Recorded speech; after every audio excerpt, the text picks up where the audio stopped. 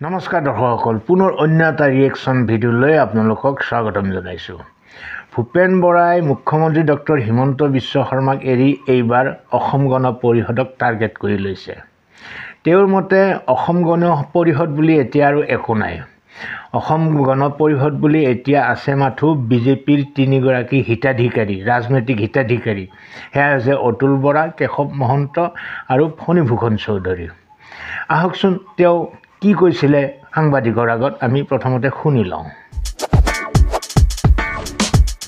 প্ৰথম কথা হৈছে কংগ্ৰেছ দলৰ ভৱিষ্যত আমি অতুল বৰাৰ হাতত দিয়া নাই। কংগ্ৰেছ দলৰ ভৱিষ্যত অসমৰ ৰাইজে ঠিক কৰিব, দলৰ নেতাকৰ্মীসকলে ঠিক কৰিব।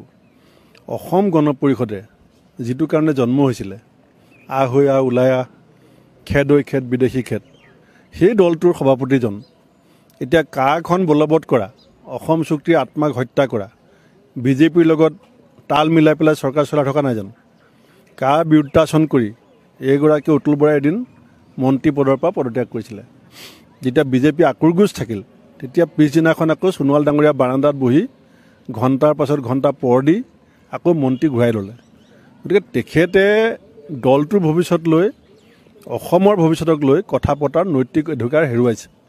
তেখেত এতিয়া নিজৰ ভৱিষ্যত কিমান দিন আৰু ৰাজনীতি কৰিব পাৰি, কিমান দিন মন্ত্ৰী থাকিব পাৰি, নিজৰ দলটোক বন্ধকত দি, দলটোৰ আদৰ্শ আৰু সংবিধানখনক বন্ধকত দি যিজন মানুহে ব্যক্তিগত ৰাজনৈতিক উচ্চাকাংক্ষা পূৰণ কৰিব বিচাৰে, তেওঁৰ কথা অসমৰ মানুহে এতিয়া গুৰুত্ব নিদিয়ে। আপোনালোক চবেই দেখিছে, উমৰাংচুত অবৈধ কয়লা খনিত তাত উদ্ধাৰ হোৱা শ্ৰমিকে কৈছে 24-25জন মানুহ তাত আবদ্ধ হৈ আছিলে। অসম গণ পৰিষদে বা অতুল বৰা ডাঙৰীয়াই অবৈধ কয়লা খনি সম্পৰ্কত কেতিয়াবা কিবা এটা কথা কৈছে নেকি? লিডু মাৰ্ঘেৰিটাত অবৈধ কয়লা খনি চলি আছেনে নাই? এজিপিয়ে মাত মাতিব পাৰিছে নেকি? তাৰমানে এজিপি দলৰ নিজা বৈশিষ্ট্য আৰু অস্তিত্ব কি? বিজেপি চৰকাৰখনৰ যিটো লুটপাট, যিধৰণে লুণ্ঠন চলি আছে, সেই লুণ্ঠনৰ তেওঁলোক অংশীদাৰ। এতিয়া আঞ্চলিকতাবাদ নহয়, তেওঁলোকৰ এতিয়া সুবিধাবাদ। তেওঁলোকৰ মূল লক্ষ্য হৈছে সুবিধাবাদ। অগপ ক'ত আছে মই ক'লে শুনিবলৈ বেয়া। ইয়াত 3জন মানুহ আছে এতিয়া,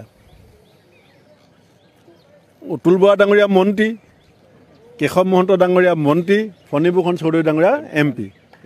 এইটো 3জন মানুহৰ ভৰণ পোষণ, 3জন হৈছে হিতাধিকাৰী। বিজেপি দলৰ বাকীবিলাক যেনিবা আমি 1250 টকীয়া হিতাধিকাৰী, 2জন যেনিবা এজিপিত আছে মন্ত্ৰী হিতাধিকাৰী, এজন MP হিতাধিকাৰী। এতিয়া কংগ্ৰেছত কোনো গুপ্তচৰ নাথাকে। 26 চনৰ মে' 10 তাৰিখৰ পিছত কংগ্ৰেছে অসমত চৰকাৰ কৰিব। এতিয়া ৰাইজেও বুজি আছে, দলৰ নেতাকৰ্মীও বুজি আছে। আপুনি পঞ্চায়ত ইলেকশ্যন বিজেপিয়ে কিয় পছুৱাই আছে? বিজেপিয়ে যদি ইমানেই সাহস আছে, পঞ্চায়ত ইলেকশ্যন কিয় সময়মতে পাতিব নোৱাৰে? কাক ভয় কৰি পেলাই পিছুৱাই আছে? কংগ্ৰেছক ভয় কৰি পিছুৱাই আছে। দৰ্শকসকল, ভূপেন বৰাৰ এই কটুক্তি আপোনালোকে শুনিলে।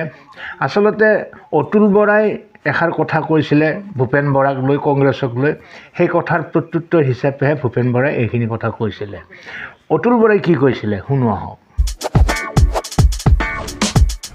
কংগ্ৰেছৰ যিসকল নেতা আছে মই অসমতে দেখিছোঁ, ইজনে সিজনৰ বিৰুদ্ধে অভিযোগ আনে। আৰু দল এটাৰ বিৰুদ্ধে অভিযোগ নানি মানে তেওঁলোকে ক্ষমতাৰ পৰা ইমান দিন আঁতৰত আছে, আনিবই। তেওঁলোকেতো অন্য তেওঁলোকৰ ইছ্যু নাই, তেওঁলোকৰ কামো নাই, সম্ভাৱনাও নাই, তেওঁলোকৰ ভৱিষ্যতো নাই, ভূত ভৱিষ্যতেই নাই। গতিকে তেওঁলোকে এনেকুৱাবিলাক অভিযোগে মানুহৰ দৃষ্টি আকৰ্ষণ কৰিব লাগিব। দৰ্শকসকল, দুই পক্ষৰে কথা আপোনালোকে শুনিলে। আচলতে সময়ৰ গৰ্ভত বহু কথাই লুকাই যায়, সময়ে বহুত কথাই সাফৰ মাৰি দিয়ে। যিসকলে অসম আন্দোলনৰ বিভীষিকা দেখিছে, বিদেশী বহিষ্কাৰ আন্দোলনৰ নিৰ্যাতন দেখিছে, কংগ্ৰেছৰ দানৱীয় ৰূপ দেখিছে, তেওঁলোকেও লাহে লাহে কথাবিলাক পাহৰিব ধৰিছে।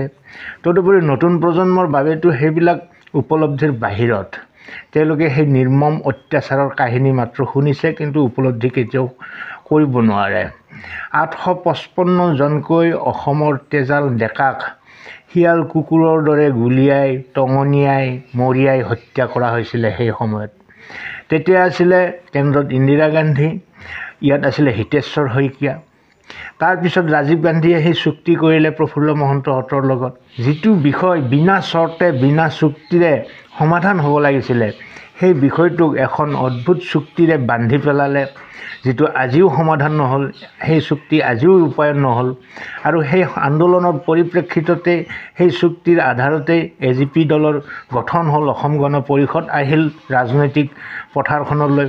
তেওঁলোকেও শাসনত বহিলে, তেওঁলোকেও সেই চুক্তি ৰূপায়ণ কৰিব নোৱাৰিলে, কংগ্ৰেছৰতো সদ্ভাৱ নাছিলে। গতিকে আহি আজি এই পৰ্যায় পাইছেহি। এতিয়াও তেওঁলোকৰ মাজত বাক বিতণ্ডা আঁতৰা নাই। জনসাধাৰণৰ চকুত ধূলি মৰাৰ এইবিলাক কৌশল মাত্ৰ। গতিকে তেওঁলোকৰ মাজত হোৱা এনেধৰণৰ বাক বিতণ্ডাই অসমৰ কি উন্নতি কৰিব সেই কথা আমি ভালকৈয়ে জানো। বাকী আপোনালোকৰ মতামত আপোনালোকে কমেণ্ট বক্সলৈ গৈ ব্যক্ত কৰক। আজিলৈ এৰিছোঁ। নতুন এটা অন্য ভিডিঅ'লৈ আকৌ আহিম। ভালে থাকক, কুশলে থাকক। ধন্যবাদ।